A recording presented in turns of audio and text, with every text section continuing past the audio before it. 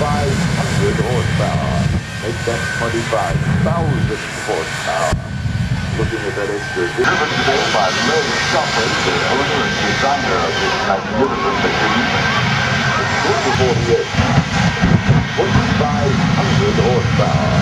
Make that 25,000. If you're close enough to notice there, ladies and gentlemen, with the brakes fully locked, every time he hit that afterburner, the truck jumped forward about 2.5 feet. And that